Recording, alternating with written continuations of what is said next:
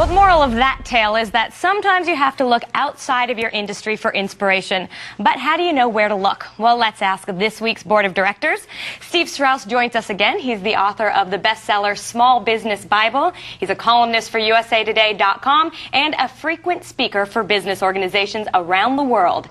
And Ryan Blair joins us for the first time. He's the CEO of PathConnect.com. That's a company which connects small business owners with mentors, and he is also an investor and has started quite a few businesses. Thanks both of you for coming on the program. Thank you. Yeah, great to be here. Yeah, thank you. All right. It was so interesting to go down there to the pet barn and see how he changed his thinking from being part of the pet industry to the travel industry. Right. Is that applicable for other people and other organizations? No, I think there's good news and bad news when you do something like that. I mean, it's a very clever idea that he had. And, the bad news is there's going to be a learning curve for the employee, bringing in an employee from a different industry. But the good news is that there's going to be a learning curve for you. Mm-hmm. You're going to get some information and perspective and ideas that you've never gotten before. So I think that's really valuable. Well, I'd say that he is truly the expert inside that company. So he knows everything about pets. He knows everything about kennels and the industry. So he can bring in outside perspectives and then mesh the culture and the shared experience and knowledge together. So if he was not necessarily an expert in his industry, I'd say it's bad news. But since he is, he can educate and train people on the specifics to that industry. So where do you know where to look? Where do you turn? Well, I think you have to look at, what industries are analogous to what you do, so that the skills that you're going to get are at least transferable skills. You can't get somebody who's altogether different and new and knows nothing and it doesn't have transferable skills. But if you find an industry that's similar to yours and you can bring people over, I think that makes a lot of sense. Yeah, I call it the same as principle. So what is the same as this business? If I'm looking at any business model, I want to look at other models out there that are the same as, whether it be economics, financial, or consumer-driven companies, brand companies. It just depends on what is the same as in the industry. So you have to search. Sometimes it's the store shelves you're looking at. Sometimes it's online websites. And you have a company where people are constantly talking to each other. Maybe that's the kind of place you could go to. Oh yeah, to see. Yeah, absolutely. Well, you want to have a lot of, as an entrepreneur, you want to have a lot of friends that are also entrepreneurs. So when you throw out an idea or you're talking about a business challenge, you can learn from that collective experience pool. It's kind of a mastermind, and that's what we put together with our company, and that's one of the things that served me in building all of my companies. So basically, don't turn away other people if they come from something that's completely different than yours. No. Now, one interesting thing that he did, it wasn't in the piece that we just showed, but he hired a lot of high school students because he needed so much manpower to do stuff like play with the dogs, wash the dogs. It seemed like a great idea for getting manpower, but you're constantly then having to train these people because there's so much turnover.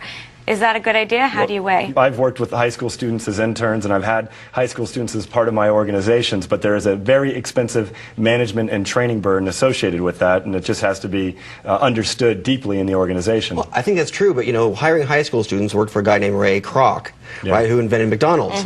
And he created, in fact, one of the greatest brands ever, a multi-billion-dollar business, by hiring high school kids to run these businesses. I mean, it's, if you can do it, the costs or savings are fantastic, but you have to have standards and checklists and great supervision and, of course, a lot of training. But it can work and it can save you a lot of money. Time to get our board of directors to now answer all of your small business questions. First up is a question about how to pay your expenses. Although I have steady jobs coming in, I find that month to month it's starting to get hard to pay off my expenses. So how do I go about getting a small business loan, and what do banks look for? Steve? Well, the most important thing you can do is look for a loan that's guaranteed by the SBA, by the Small Business Administration. The SBA does some great guaranteed loans, the 7A loan program. Others like that, you're going to get really favorable rates, and of course they're going to look at your credit, your collateral, your capacity to repay it, the 4 C's of credit. My past experiences working with friends and family, or seeking investments from non-banks, so non-financial institutions, and there's ways to actually do that. There's a lot of people that have extra capital and they'd be willing to put it into a business, and certainly it pays more than the average interest rates do. So I would focus on friends and family as my first resource. How far would you look out, too? If she just needs money to pay her expenses sort of month to month, and then money, it sounds like, is just coming in a little later? Well, I'd say you'd always like to have 6 months worth of cash in the bank minimum to cover expenses, so that way you're not making short-term decisions when you should be thinking long-term in any business. At least 6 months minimum cushion. Sure, and also you want to let the numbers do the talking. And entrepreneurs tend to be really excited and full of ideas and enthusiasm, and sometimes short on the number stuff. And if you're going to get a loan, man, make sure you know the numbers and you know how you're going to pay it back, and you can show that to your lender, then your chances are much higher. Be very conservative, that's for sure. Yeah. Indeed. Let's move on to the next one. This is a question about adding a socially responsible component to your company.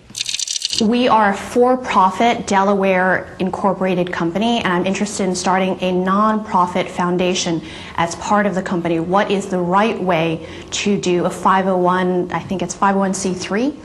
It is a 501c3. Any ideas? Well, I've only used those 501c3s as a way to donate some of the proceeds from our companies, and generally for tax purposes. So if you're looking to be a contributor, what I would do is partner with a charity that already has their 501c3 set up. You still get to write it off, and you still can participate in the cause that you're wanting to participate in. So in essence, you find somebody who's a fiscal sponsor, they take a percentage, Yeah. and then you don't have to go through the whole process. And then nowadays, in donating money, you can actually dictate exactly how that money is spent, just as you would if you ran your own foundation and had your own charity. So when I give a donation, I don't allow it to go 90% to overhead. I want it to go 99% That to is the you cause. as a donor, though, versus this woman who's trying to set up someplace where people can Well, donate. as you know, I'm a recovering attorney. I don't have to do that anymore, fortunately. But what I do know is setting up a 501c3 is like setting up any other corporation. You need articles of incorporation, you need a board of directors, that kind of stuff. So, and you're going to need a lawyer. Okay, moving on to our emails.